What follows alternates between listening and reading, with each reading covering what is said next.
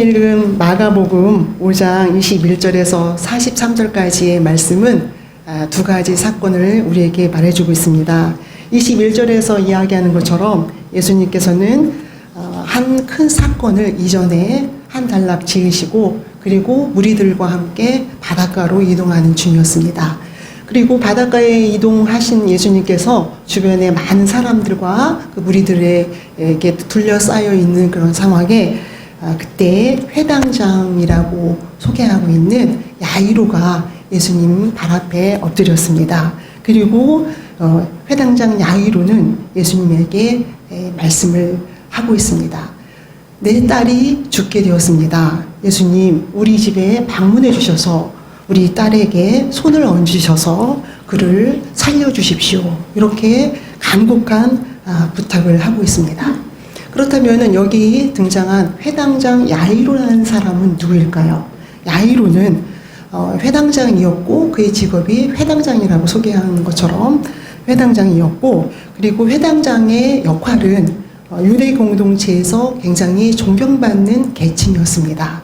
회당장은 유대 공동체를 위한 회당에서 예배를 준비하고 또 그 회당을 관리하는 그러한 모든 일을 관장하는 책임을 맡은 인물을 회당장이라고 일컬었습니다. 그리고 이 회당장 중에 하나라는 표현은 또 의장의 직무와도 관련이 있다고 합니다. 제법 사회적인 지위가 위치가 있다는 그러한 내용이겠죠.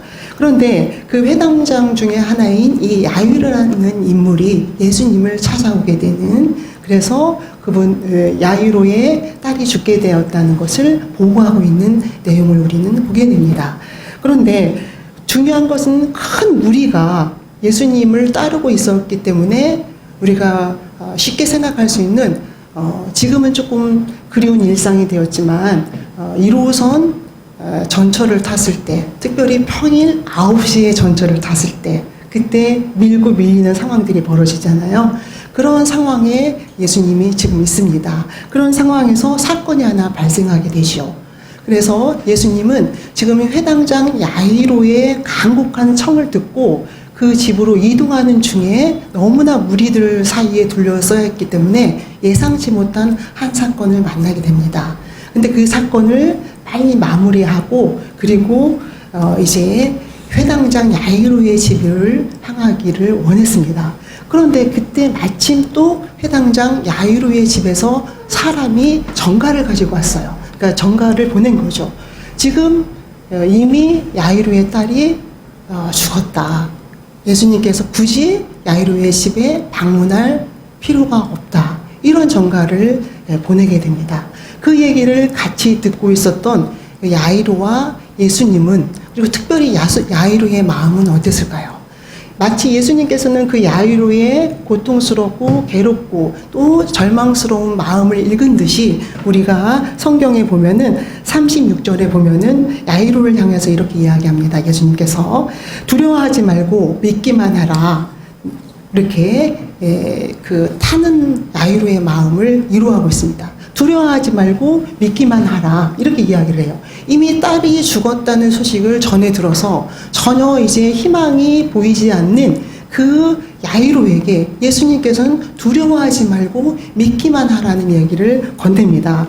그리고 예수님은 그렇게 야이로와 서둘러서 회당장 야이로의 집을 오게 되지요. 그리고 이 회당장 야이로 집에 도착했을 때의 그 모든 상황은 너무나도 슬픈, 정말 어린 한 딸을 잃어버렸다는 그런 슬픔과 절망 속에서 많은 사람들이 눈물을 흘리고 있는 것을 보게 됩니다. 그런 모습을 보면서 예수님은 얘기합니다. 너희가 어찌하여 떠들며 우느냐? 이 아이는 죽은 것이 아니라 자고 있는 것이다. 이렇게 이야기를 합니다. 그리고 예수님께서는 마치 야이로의 딸이 자고 있는 것처럼, 그리고 자는 아이를 깨우는 것처럼 그렇게 예수님은 그 자고 있는 죽은 아이를, 마치 자고 있는 아이를 깨우듯이 그렇게 41절에서 달리라고, 그렇게 번역하니까 내가 내게 말하노니 소녀야 일어나라. 이렇게 이야기를 하고 있습니다. 선언을 하고 있는 거죠. 놀라운 생명을 살리는 선언을 예수님께서 하고 있고 그렇게 그분의 선언에 따라서 그 소년이 일어나 걷는다는 내용으로 이 사건이 마무리되고 있습니다. 41절의 내용에 보니까 소녀가 곧 일어나서 걸으니 나이가 12살이라 이렇게 이야기하고 있습니다. 사랑하는 성도 여러분, 마치 정확한 시기에 그리고 명의를 찾은 것처럼 이 사건은 그렇게 해피엔딩으로 마무리됩니다. 우리는 이렇게 절망 속에 있었던 야이로와 또 그 딸을 두고 있었던 많은 식구들의 절망 가운데 생명을 잃어버린 그런 절망의 현장에 생명을 다시 일으키는 그런 예수님의 모습을 보면서 우리의 마음이 너무나도 감격스럽고 또 감사한 마음으로 채워집니다. 이제 여러분들에게 두 번째 사건을 소개합니다. 두 번째 사건은 혈우증을 앓은 한 여자에 대한 내용입니다. 아까 말씀드린 것처럼 설교의 서두에서 말씀드린 것처럼 야이로의 간곡한 부탁에 야이로의 집을 향하여 걷기 시작한 예수님을 또 예수님의 옷자락을 만지는 사건이 누군가가 예수님의 옷자락을 만지는 사건이 일어납니다. 그래서 예수님은 우리가 30절을 보니까 이렇게 이야기합니다. 예수께서 그 능력이 자기에게서 나간 줄을 곧 스스로 아시고 무리 가운데 돌이켜 말씀하시되 누가 내 옷에 손을 대었느냐 이렇게 묻습니다. 지금 이렇게 무리들 사이에 둘러싸인 예수님이 뒤를 돌아보면서 제자들을 향해서 누가 내 옷에 손을 대었느냐 이렇게 묻습니다. 그렇다면은 여러분들이 이러한 무리들 중에 한 사람이라면 이렇게 많은 군중 중에 한 사람이라고 한다면 이런 예수님의 물음에 여러분들은 어떻게 대답하시겠습니까? 아까 말씀드린 것처럼 평일날 9시 정도에 1호선 전철을 탔을 때 누가 내 옷자락을 만지느냐라는 질문은 굉장히 의미가 없는 질문입니다. 그래서 이 제자들이 이야기합니다. 지금 이렇게 우리가 에워싸는 것을 보시고 그런 질문을 하고 계십니까? 라는 얘기를 하죠. 우리 누구라도 할 수 있는 이야기를 지금 제자들이 예수님에게 하고 있습니다. 그렇게 제자들에게 물었고 또 그런 제자들의 답을 들은 예수님께서는 이렇게 이야기를 하고 있는 거죠. 사실은 내 안에서 놀라운 능력이 전해지는 것, 어느 누군가에게 전해지는 것을 내가 알았기 때문에 그게 바로 누구인지를 묻고 있는 것이라는 얘기를 하고 있는 거죠. 그렇다면은 이렇게 이 물음에 대답할 수 있는 사람은 누구일까요? 그렇게 예수님에게 특별한 생각과 계획과 소망과 바람을 가진 사람이 예수님을 만졌을 터이고 또 그 소망에 응답하는 예수님의 능력이 나아가는 것을 감지하신, 느끼신 예수님이 묻는 질문이기 때문에 그 질문은 그 여인에게, 그 누군가가 예수님을 만진 사람에게, 그 누군가가 예수님을 만졌고 그 사람이 만약에 여자라면, 여인이라면 그 여인에게 묻는 질문이 될 수 있습니다. 그렇습니다. 우리가 다시 31절에서 32절로 가보면 예수께서 이 행한 여자를 둘러보시고, 그러니까 이 여자를 보려고 그 주변에 있는 사람을 보셨다는 얘기가 바로 32절에 나타나고 있습니다. 그렇습니다. 특별히 예수님의 질문에 대해서 충분히 이해하고 있는 인물은 유일한 한 사람이었다는 거죠. 예수님에게 소망을 가지고 또 특별한 계획과 기대를 가지고 예수님을 만진 그 사람이 바로 예수님에게 대답할 수 있는 그러한 상황을 우리는 볼 수가 있습니다. 그렇습니다. 그래서 32절에서 이러한 일이 벌어집니다. 여자가 자기에게 이루어진 일을 알고 두려워하여 떨며 와서 그에게 엎드려 모든 사실을 여쭈니, 이렇게 33절의 내용이 이야기되고 있습니다.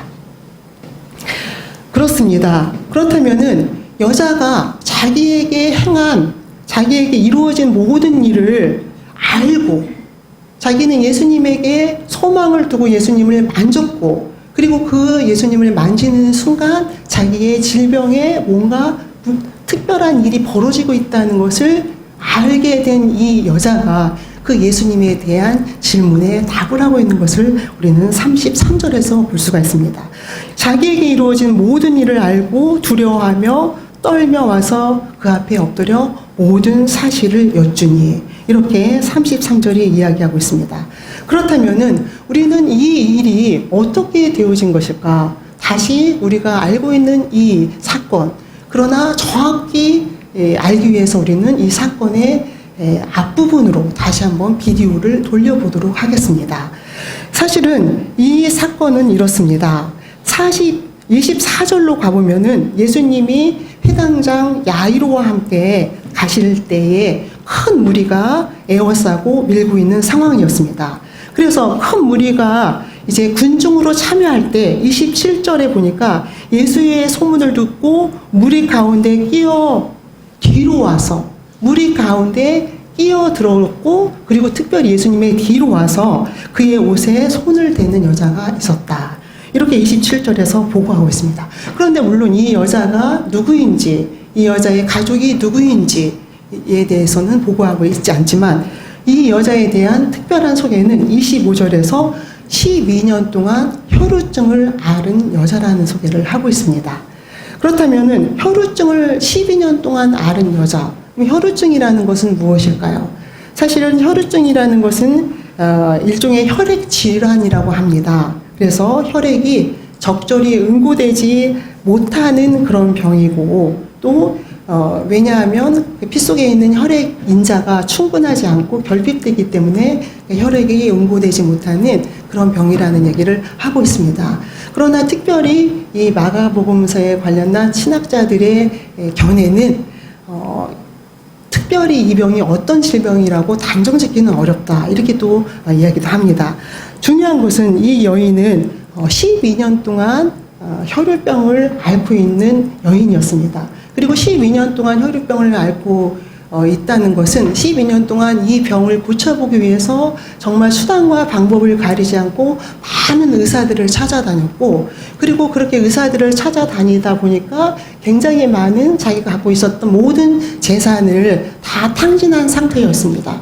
그리고 특별히 이 혈루병이라는 것은 또 종교적인 측면에서 볼 때는 또 부정한 부분이 있다고 이야기를 했어요.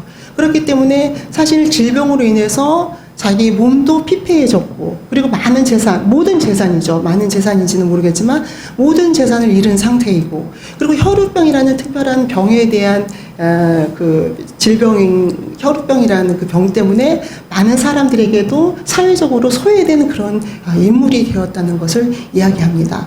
그렇다면 이 여인에게는 전혀 무언가를 바랄 수도, 또 더 이상 자신의 병을 위해서 무언가를 할 수 있는 상황이 아니었다는 얘기를 합니다. 왜냐하면 더 이상 사용할 수 있는 재산이 없었기 때문에, 치료비가 없었기 때문에, 그리고 또 많은 사람에게 소외되고 있었다는 그런, 사회적으로도 소외된 그러한 인물이었다는 얘기를 하고 있습니다.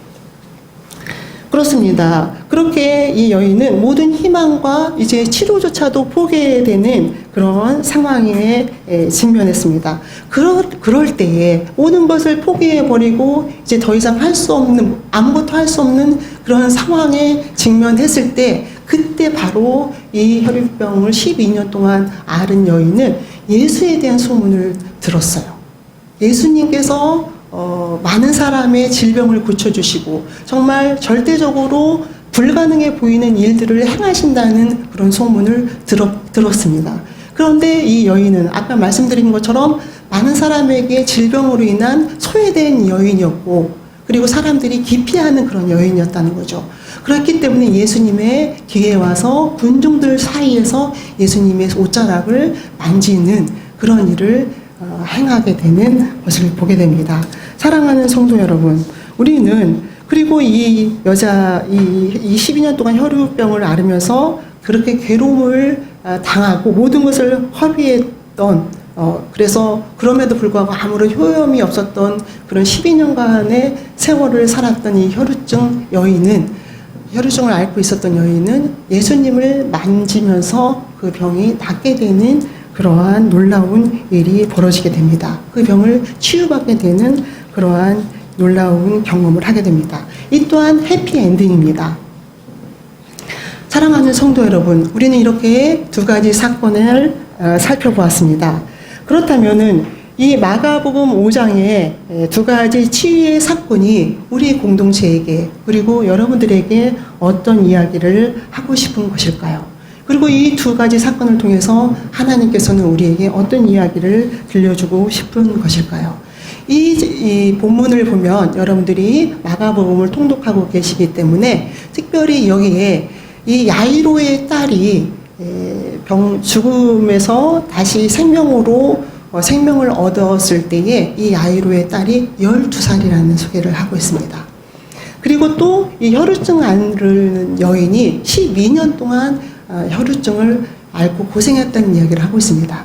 그렇다면 이 두 가지 사건이 12라는 숫자를 통해서 서로 연결하고 있다는 것을 우리는 알게 되고, 또 한 번 본문에서 실제로 또 예수님께서는 두 가지 사건이 동시에 벌어지는 그러한 사건으로 또 성경이 우리에게 전해주고 있습니다. 그렇다면 여러분들에게 이 사건이 두 사건 전부가 다 감동적이고 너무나도 기쁘고 감사한 일로 느껴질 것입니다. 그런데 제가 여기서 여러분들에게 한번 묻고 싶습니다. 사랑하는 성도 여러분, 두 여자의 이야기가 다 감동적이라고 한다면 두 인물 중에서, 두 여자의 인생 중에서 여러분들이 하나를 선택하시라고 한다면, 여러분들이 한 사람의 인생을 선택한다면 여러분들은 어떤 사람의 인생을 선택을 하시겠습니까? 야이로의 딸입니까? 아니면 12년 동안 혈루증을 앓았던 여인입니까? 두 인물 모두가 아픈 운명의 주인공들이기 때문에 아마도 여러분들은 이 둘을 다 선택하고 싶지 않을지도 모르겠습니다. 중요한 것은 누가 더 나은가 혹은 누가 더 축복인가, 이런 질문을 이야기하고 또 이 질문에 대답하기보다는 이 두 사건을 통해서 정말 주님께서 우리에게 하고 싶은 이야기가 무엇인가, 우리는 어떤 이야기를 들어야 하는가, 그것을 더 깊이 묵상해 보고자 합니다. 분명한 것은 우리는 야이로의 12살 된 딸이 죽음으로부터 다시 생명을 얻기까지 우리는 정말 우리의 삶처럼 안타까운 마음으로 숨죽여서 지켜보면서 그 딸에게 특별히 회당장 야이로가 있었다는 것이 얼마나 다행인지 얼마나 다행인가라는 그런 안도의 한숨을 쉬게 됩니다. 회당장이 있어서, 그래서 생명을 다시 찾을 수 있었던 회당장의 딸을 보면서 그에게 이렇게 회당장과 같은 아버지가 있었다는 것이 얼마나 다행인가, 이런 생각을 하게 됩니다. 예수님을 모시러 간 사이에 그렇게 죽음을 알리는 전가를 받았던 그러한 예수님과 또 회당장, 그러나 그 전가를 받았음에도 불구하고 또 그 야이로의 딸을 살리는 그 놀라운 예수님의 일하심을 보면서 우리에게는 정말 이런 긴박감 있는 이런 상황에서 생명을 살리시는 예수님을 보고, 또 그렇게 야이로의 딸에게 야이로가 있었다는 것이 얼마나 다행인가, 이렇게 생각을 하게 됩니다.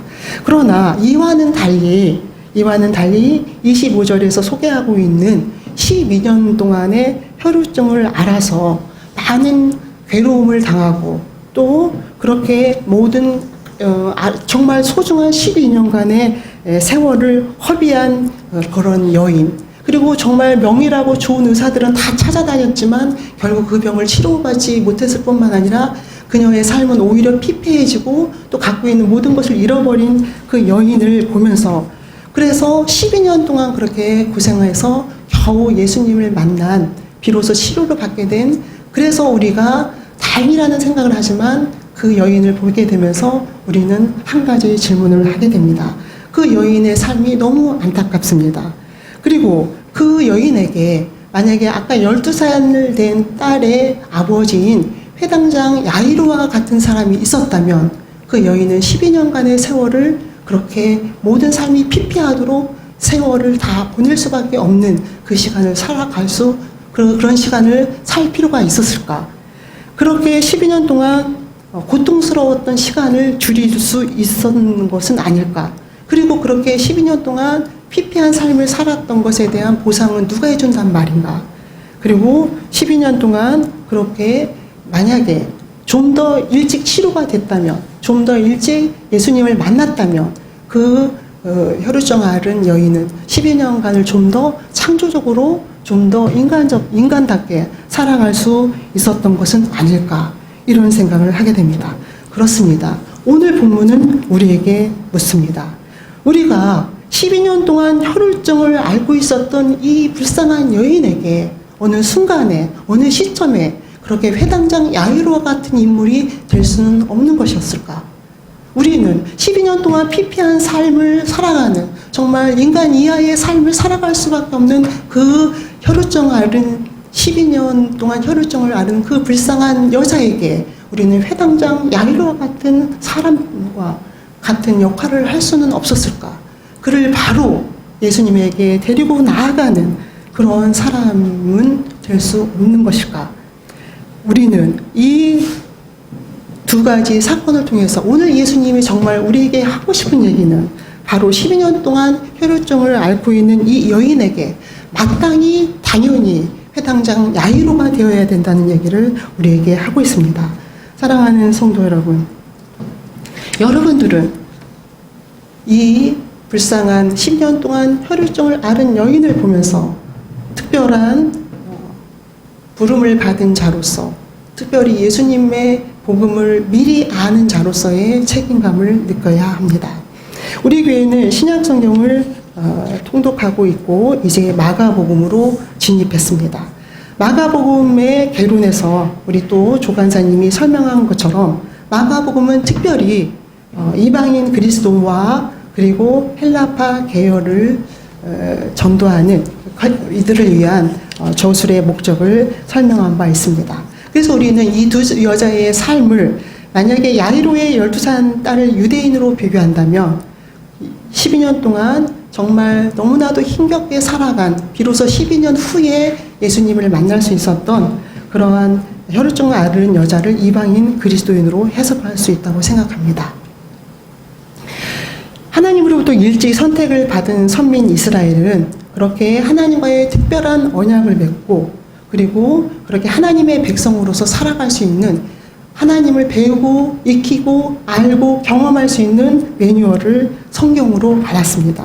그렇기 때문에 두 여자의 삶에서 특별히 야이로의 딸의 삶은 그렇게 하나님의 백성을 하나님의 백성으로서 하나님을 알고 또 경험할 수 있는, 그리고 하나님을 배우고 또 삶으로 경험할 수 있는 그러한 유대인에 속한다고 우리는 이야기할 수 있습니다. 그렇기 때문에 그렇게 미리 선택받은 이스라엘은 그렇게 우회하지 않고 하나님을 바로 경험하고 또 체험하며 하나님과 함께하는 삶을 살아갈 수 있습니다. 그러나 그와는 달리 지금 말씀드린 것처럼 12년 동안 혈루증을 앓았던 그 여인은 이제 12년 동안의 그러한 삶을 우회해서 12년간의 많은 굴곡진 삶을 살고 비로소 예수님을 만난 그런 삶으로 우리는 이야기를 할 수가 있습니다. 사랑하는 성도 여러분, 우리는 이 두 가지의 사건을 보면서 앞에서 말한 것처럼 하나님께서는 우리가 회당장 야이로와 같은 삶을 살아가기를, 누군가에게 12년 동안 혈루증을 앓는 그 불쌍한 삶을 살아가는 누군가에게 그렇게 회당장 야이로가 되기를 원한다는 얘기를 우리에게 들려주고 있습니다. 사랑하는 성도 여러분, 우리가 잘 알고 있는 노블레스 오블리주는 귀족의 의무에 관하여서 이야기합니다. 특별히 큰 힘에는 큰 책임이 따른다는 그런 이야기로 볼 수가 있습니다. 물론 이거에 대한 어원과 그거에 대한 기원에 대해서 오류가 있다 이런 얘기도 하지만 중요한 것은 이렇게 큰 힘에는 큰 책임이 따른다는 그러한 이야기를 우리는 노블레스 오블리주라고 이야기를 합니다. 그리고 이 이야기에 대해서 한자성어로 이야기한다면 우리는 심계천하라는 단어로 표현할 수 있다고 합니다. 높은 곳에서 있는 사람들이 천하를 두루 살펴야 된다는 오블리스 노블리제와 같은 그러한 표현으로 노블레스 오블리주와 같은 표현으로 우리가 볼 수 있겠죠. 한 인물을 소개합니다. 여러분, 김만덕이라는 인물을 아십니까? 김만덕이라는 인물은 제주의 여인이라고 불리는 인물입니다. 1739년도에서 1812년에 살고 간 인물입니다. 이 인물은 김만덕은 김응렬의 딸로 태어났고 12살에 고아가 되게 됩니다. 그리고 고아가 되면서 조금 성장하면서 이제 기녀가 되는, 그러나 기녀가 되어서 기녀의 직업이 좋은 직업이 아니라는 것을 알게 된 후에 이제 그 기녀에서 벗어나서 특별한 일을 하게 됩니다. 양인이 되면서 제주에서 이제 객주의 생활을 하게 됩니다. 객주로서 상업을 시작했다는 거죠. 객주로서 제주의 특산물인 귤이나 미역, 그리고 말총, 또 가세의 재료인 양태, 이런 것들을 육지에서 옷감이나 또 향신료나 화장품과 같이 교환해서 제주에서 판매하는 그런 일을 시작합니다. 그래서 굉장한 거부가 되게 되죠.